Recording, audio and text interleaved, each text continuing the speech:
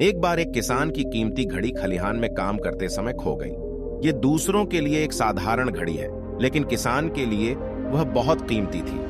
काफी देर तक घास के बीच इधर उधर खोजने के बाद किसान थक गया। हालांकि वह थका हुआ था, लेकिन अब भी किसान ने अपनी घड़ी की तलाश नहीं छोड़ी थी। उसने खलिहान के बाहर खेल रहे बच्चों से मदद करने का अनुरोध किया और जो भी उसकी खोई हुई घड़ी वापस ढूंढ देगा, उसे आकर्षक इनाम देने का वादा किया। इनाम के बारे में सुनने के बाद सभी बच्चे घड़ी को ढूंढने लगे। बच्चे खलिहान के अंदर चारों तरफ फैल गए। उन्होंने घास के ढेर को छान मारा और लंबे समय तक घास में घड़ी ढूंढने के बाद कुछ बच्चे थक गए और उन्होंने हार मान ली। लेकिन अभी कुछ बच्चे घड़ी ढूंढ रहे थे। धीरे धीरे घड़ी ढूंढने वाले बच्चों की संख्या कम होती गई और केवल कुछ थके हुए बच्चे ही बचे रह गए। अब किसान ने भी अपनी घड़ी मिलने की उम्मीद छोड़ दी और खोज बंद कर दी। जब किसान थका हारा खलिहान से बाहर निकल रहा था, तो पास से गुजर रहे एक भिक्षु की नजर उस पर पड़ी। किसान की हालत देख भिक्षु उसके पास आकर बोले, पुत्र, तुम थोड़े हैरान लग रहे हो। तुम्हें कोई समस्या है तो तुम मुझे बता सकते हो। किसान ने बड़े दुखी मन से कहा, मुनिवर, मेरी कीमती घड़ी खलिहान में काम करते समय खो गई है। मैंने उसे काफी समय तक ढूंढा, लेकिन वह घास के ढेर में सुई ढूंढने के बराबर प्रतीत हो रहा है। वो घड़ी मेरे लिए रत्न से भी अधिक कीमती थी, क्योंकि उसे मुझे मेरी पत्नी ने भेंट में दी थी और यह उसकी आखिरी निशानी थी। लेकिन मैंने आज उसे भी खो दी है। किसान की परेशानी सुन भिक्षु ने उसे कहा, मैं एक प्रयास करके देखता हूं, शायद मैं उसे ढूंढ पाऊं। किसान पूरी तरह से हताश हो चुका था, लेकिन वह घड़ी ढूंढने की एक भी उम्मीद छोड़ना नहीं चाहता था। भिक्षु खलिहान के अंदर गए और थोड़ी देर बाद भिक्षु हाथ में घड़ी लेकर बाहर आए।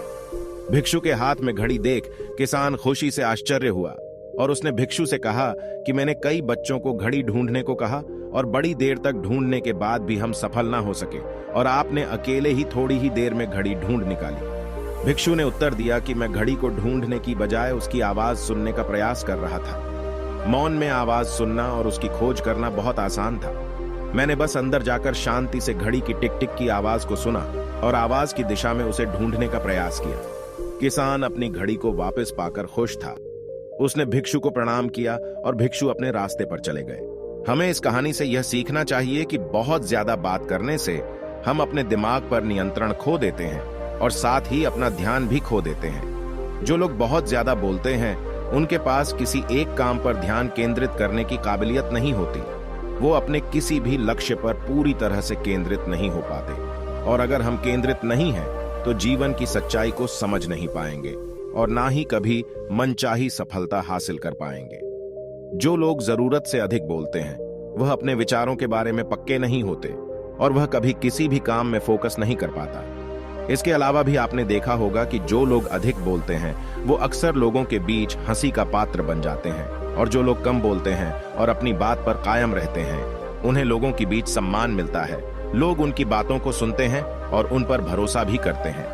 यदि किसी व्यक्ति को यह पता है कि उसे कब, कहां और क्या बोलना है, तो वह व्यक्ति सच में एक बुद्धिमान इंसान है, और ऐसा व्यक्ति जहां भी जाता है, उसका व्यक्तित्व आकर्षण का केंद्र बन जाता है, और वह जो कुछ भी करता है उसमें उन्हें सफलता अवश्य मिलती है।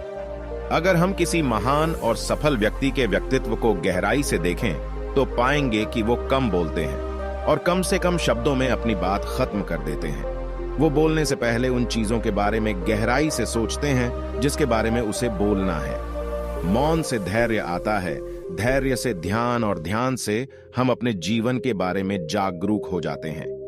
इसीलिए अगर हम ज्यादा बात करते हैं, तो हम मौन को खो देते हैं, जो मन की शांति का पहला स्तंभ है। दोस्तों, आज से हम भी मौन का अभ्यास करते हैं। आज से हम भी वही बोलेंगे जो जरूरी है, और हम कोशिश करेंगे कि कम से कम शब्दों में अपनी बात खत्म करें, और हो सके तो कोशिश करेंगे कि रोज कम से कम 30 मिनट एकांत में चुपचाप बैठे। और मुझे पूरा विश्वास है कि इससे हम सबके अंदर एक सकारात्मक बदलाव जरूर आएगा। मैं आशा करता हूं कि आपको यह वीडियो पसंद आया होगा। वीडियो को यहां तक देखने के लिए आपका